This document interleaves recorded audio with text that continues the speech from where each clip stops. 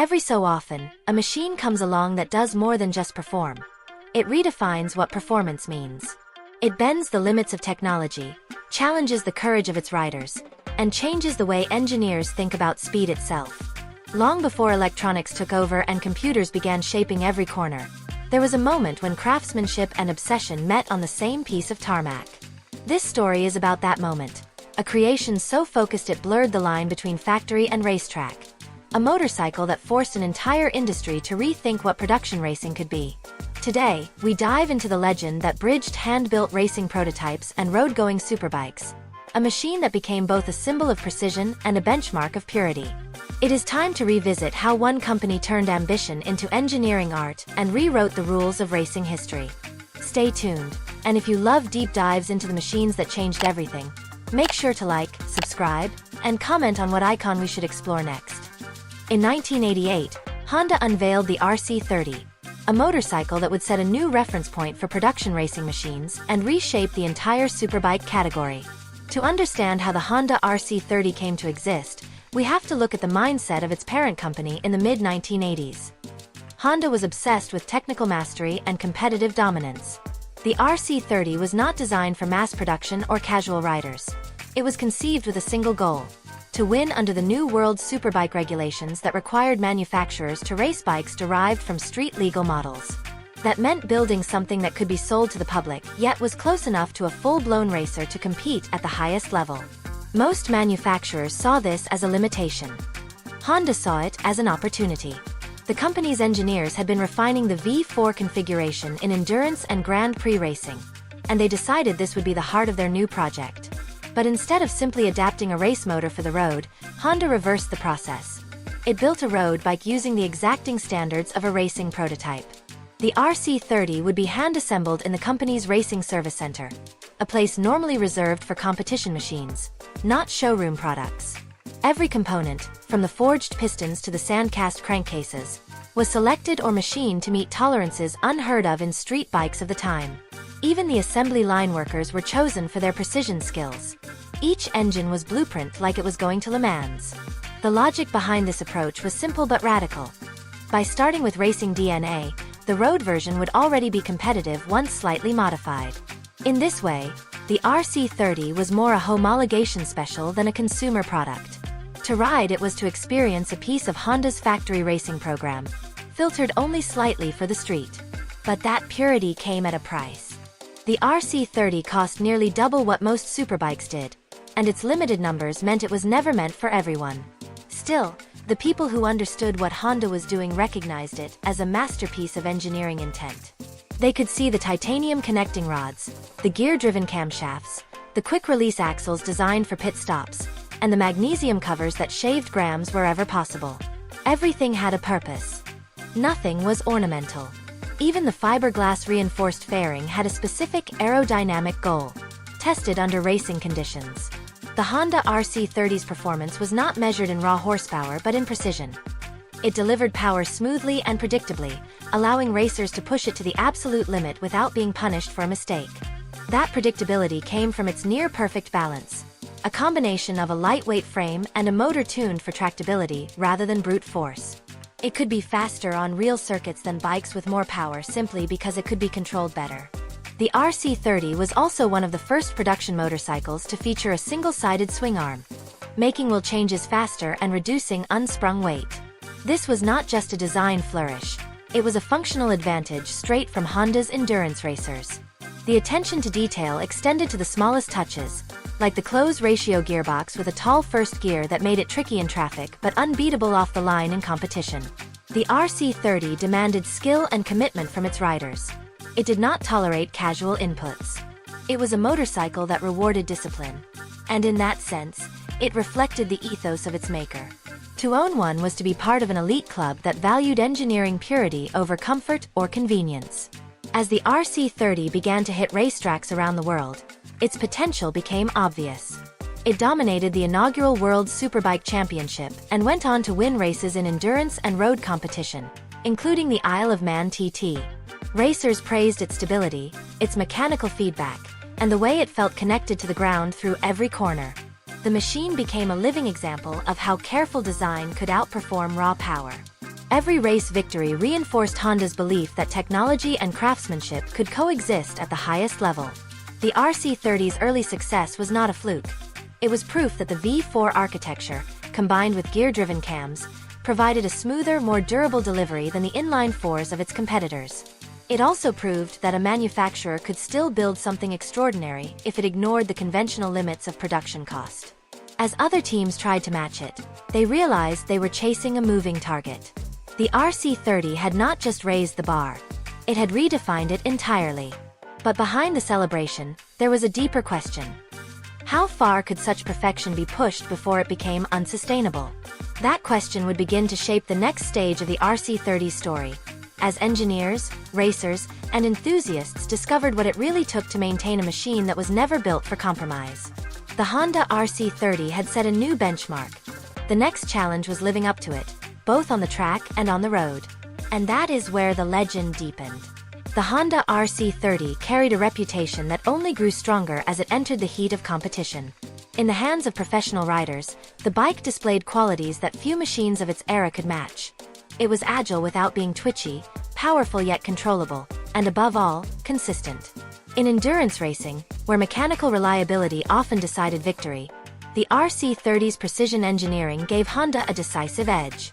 Teams could run the engine hard for hours under heavy load, and it would keep its composure, lap after lap. The V4 layout distributed stress evenly, while the gear-driven camshafts ensured flawless timing no matter how severe the conditions. For many mechanics, this was the closest a production motorcycle had ever come to a full race bike straight from the crate. Yet, this very excellence brought with it new challenges. Because the RC30 was hand-built with tight tolerances, maintaining it required knowledge and tools far beyond what most dealerships could offer. Its components were delicate and expensive. Service intervals demanded precision. Owners soon realized that keeping an RC30 in top condition was an art form in itself. For professional teams, this was normal. For private owners, it was a learning curve. Still, every racer who rode one came away saying the same thing. The RC30 inspired confidence like nothing else. On track, it responded with mechanical honesty. It told you exactly what it was doing and gave you time to react. That was the true advantage of Honda's engineering philosophy, building a machine that spoke clearly through its controls. This communication between rider and machine became the RC30's defining trait. Competitors might have more horsepower, but few could match its connection to the tarmac. This was why it won so many championships and endurance titles. It was a tool that let skilled riders extract everything it had to offer. The Honda RC30 also changed how other manufacturers approached racing homologation. Suddenly, rivals realized they could no longer simply adapt existing road bikes. They needed to build race bikes that could legally wear license plates. The rules of production-based competition had shifted. Honda had demonstrated that it was possible to meet those rules while staying true to the spirit of pure racing design. But there was a price for this kind of ambition. Producing the RC30 was expensive and time-consuming, and each unit represented hours of labor that could never be scaled up. As global markets evolved and emissions standards tightened, the economics of building such specialized machines grew harder to justify. Even within Honda, voices began to question whether the company could continue such a boutique approach. Yet, the RC30 had already made its impact. It had cemented the idea that perfection could be engineered, not just imagined. As its racing career continued, the RC30 found itself competing in an increasingly competitive landscape. Other manufacturers began introducing electronic aids and lighter materials, but the RC30 held its ground with mechanical purity. Its performance was timeless. Even as technology advanced, the fundamental balance of the RC30 remained relevant. Riders described it as predictable in motion, forgiving when pushed, and elegant in how it translated effort into speed. This balance between precision and power became Honda's design philosophy for years to come. The RC30 was not just a success on paper. It became a cultural symbol. Collectors and enthusiasts saw it as the last of a breed, a machine built with passion instead of spreadsheets. Its racing victories at the Isle of Man TT, its domination in endurance events, and its iconic look created an aura of respect that extended beyond the racetrack. It represented a level of craftsmanship that could never be mass-produced again. By the early 1990s, the RC30 had fulfilled its purpose. It had won titles, proven engineering theories, and inspired the next generation of superbikes. Yet, it also exposed the limits of building perfection by hand.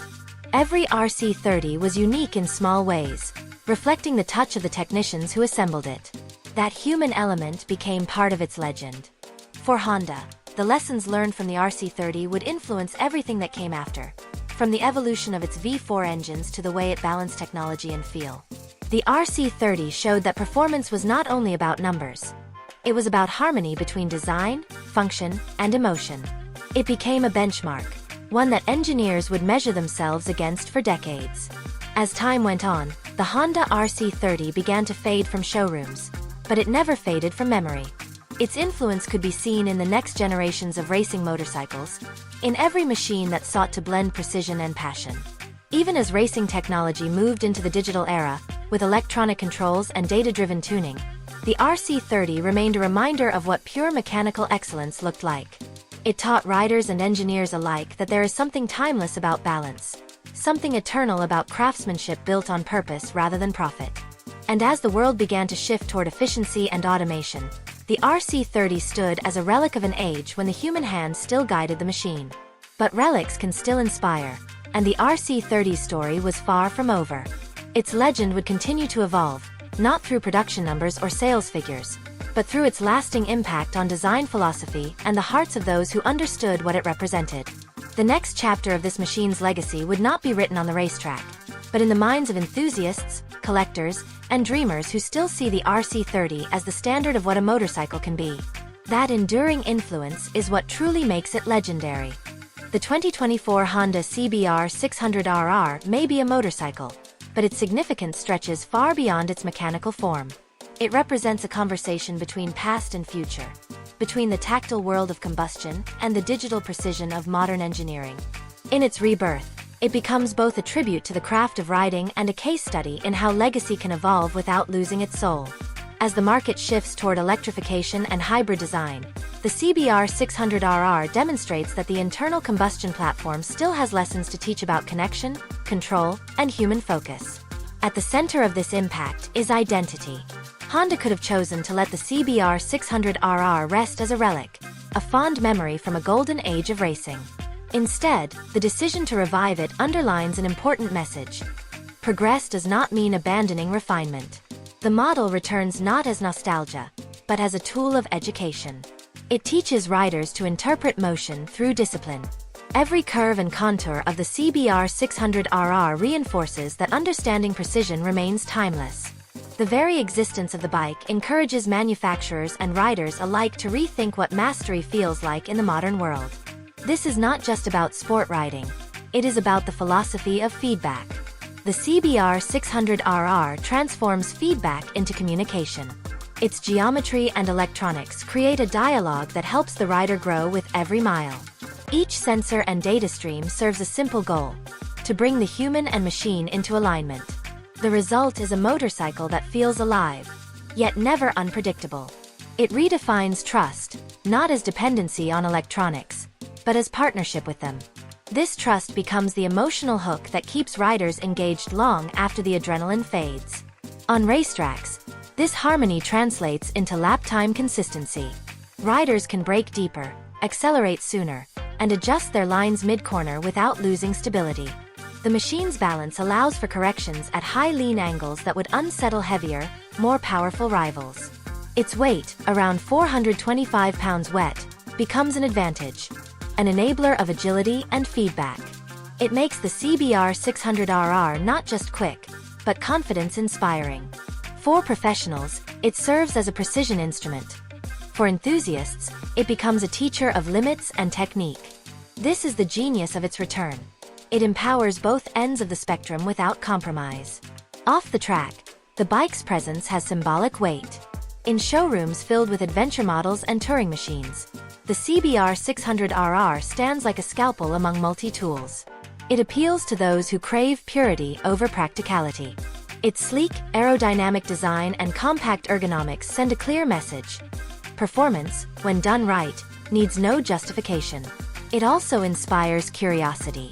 Younger riders, raised on high-tech vehicles, Encounter a machine that blends analog skill with digital intelligence. It invites them to participate, not just consume. The act of learning becomes part of the pleasure. There is also a cultural dimension. Motorcycling has always reflected the era it lives in. The return of the CBR 600RR in 2024 marks a subtle rebellion against complacency. It reminds the community that sport riding is an art form requiring patience and focus. As safety systems grow more advanced and comfort more prioritized, the CBR 600RR's raw yet refined approach feels refreshing. It asks riders to engage fully, to feel every shift, to read the road with intent. This engagement is not nostalgia. It is renewal. It affirms that excitement does not need to come from excess. It can come from precision. Honda's approach to this model shows an understanding of longevity through balance. Rather than chase horsepower wars, the company doubled down on feel. Every decision, from suspension tuning to electronic mapping, serves a philosophy of control. That philosophy resonates with riders who see motorcycling as meditation in motion. The CBR 600RR gives them a platform to refine themselves, to measure progress not in miles per hour but in smoothness, timing, and confidence. This mindset aligns perfectly with the direction of high-performance design in general. Intelligent efficiency rather than brute escalation. There is another layer of impact: its influence on engineering itself. The CBR 600RR's aerodynamic research, lightweight component strategies, and data-driven calibration processes inform other platforms across Honda's lineup. What begins as a track-inspired refinement often filters into everyday machines. Winglet design improves stability on touring bikes. IMU data refinement enhances safety in urban models. In this sense, the CBR 600RR is more than a halo product. It is a laboratory. Its existence improves the brand's entire ecosystem by pushing development boundaries. For enthusiasts, however, the emotional resonance matters most. Riding a CBR 600RR feels like participating in something larger than yourself. Each gear change, each lean angle, carries a heritage of engineering discipline stretching back decades. You sense the lineage of machines that taught generations how to ride fast with grace. That continuity creates loyalty, not just to a brand, but to an idea. The idea that motorcycling can be pure expression, stripped of distraction. This purity is why, even as technology advances, the CBR 600RR continues to hold emotional power. From a market perspective, its return might not dominate sales charts, but it redefines value in another way. It draws attention back to craftsmanship, to the balance between design and purpose. In doing so, it reminds the industry that emotional connection sells just as effectively as practicality. The CBR 600RR thus becomes both a beacon and a benchmark. Other manufacturers notice when Honda makes a statement this deliberate. They respond, innovate, and re-engage with performance categories once considered niche. In that ripple effect lies the bike's broader influence. Beyond commerce, the CBR 600RR also influences rider behavior. Those who adopt it often find themselves improving their technique, investing in gear, and spending more time learning track dynamics. It builds a culture of responsibility through mastery. Unlike larger, more forgiving bikes that mask errors, the CBR 600RR teaches accountability. It rewards precision and punishes carelessness gently but clearly. That feedback loop produces safer, more skilled riders. It reinforces the principle that performance, when pursued with respect, refines rather than endangers. As electric motorcycles enter the scene, some question the future of machines like this.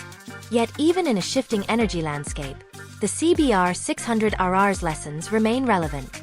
Whether powered by fuel or electrons, the fundamentals of balance, feedback, and control will always matter. In that sense, the 2024 model serves as a bridge to whatever comes next. It ensures that when the next generation designs high-performance vehicles, they remember that engagement is as important as efficiency. In broader cultural terms, the return of the CBR 600RR validates passion-driven engineering. It sends a message that not everything must be pragmatic or mass appeal oriented. There is room for precision, focus, and artistry. In a world where machines often act as extensions of convenience, this motorcycle reasserts them as extensions of skill.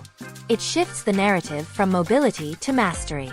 That shift could inspire a new wave of design thinking, where emotion and intelligence coexist. The Honda RC30 stands as one of the few machines that transcended its original purpose. What began as a homologation special to compete in the World Superbike Championship became an enduring symbol of engineering discipline and artistic intent. The RC30 was built for a world that prized handcraft, precision, and mechanical truth. And yet it continues to influence the age of algorithms and automation. Its presence reminds enthusiasts that perfection is not about complexity. It is about harmony. The RC30 captured that harmony in metal and motion, in the way its V4 engine sang through its gears, in the balance of its chassis, and in the quiet confidence it gave its riders. When Honda introduced the RC30 in 1988, the company was not chasing trends or short-term gains. It was chasing an ideal, the idea that a production motorcycle could feel as deliberate and exact as a factory racer. Every surface, every fastener, every internal tolerance reflected that goal. And because of that commitment, the Honda RC30 still feels special decades later. Collectors continue to seek it not just as an investment but as a piece of living history. A physical link to a time when design and passion aligned perfectly. Museums preserve it as an artifact, but riders who have experienced one know it is more than that. It is an instrument, one that plays best in motion. The lessons of the RC30 continue to ripple through Honda's later V4 projects, through sport bikes that prioritize feedback and balance over sheer output. Its design language has inspired countless interpretations, but none have captured the same purity of intent. That purity is why the RC30 remains so relevant. It is a constant reminder that technology should serve the experience, not replace it. To ride one today is to feel how thoughtfully it was built, how it rewards precision and punishes carelessness, how it demands focus and gives confidence in return. Few motorcycles communicate as clearly, and even fewer maintain their composure under pressure the way an RC30 does. That honesty is why it continues to be admired by racers, engineers, and collectors alike. In a world filled with electronics and driver aids, the RC30's analog nature feels refreshing. It invites the rider to participate fully, to trust in their own skill as much as in the machine's design. It is an experience that connects man and mechanism in a dialogue of balance and feedback. The Honda RC30 embodies what happens when a manufacturer builds not for the market, but for mastery. It captures the spirit of an era when competition and craftsmanship could coexist without compromise. And though its racing days have long passed, its legend still pushes engineers to aim higher, to design with intent, and to respect the art of the build. As the story of the RC30 closes, it leaves behind a legacy that extends far beyond trophies or lap records. It leaves behind an ideal, that mechanical excellence is timeless. The RC30's combination of hand-built precision, distinctive sound, and unmatched handling continues to inspire, reminding everyone who sees or hears it that greatness is not created by chance. It is crafted, refined, and earned through dedication. The Honda RC30 may belong to another era, but its influence continues to shape the future of performance motorcycles. Its legacy is proof that even in a digital world, the soul of motorcycling remains mechanical at heart. And perhaps that is the truest impact of all, showing us that the pursuit of perfection is never outdated, and that the machines built with passion will always outlast the ones built for profit. The story of the Honda RC30 lives on, as both a masterpiece of its time and a blueprint for everything that followed.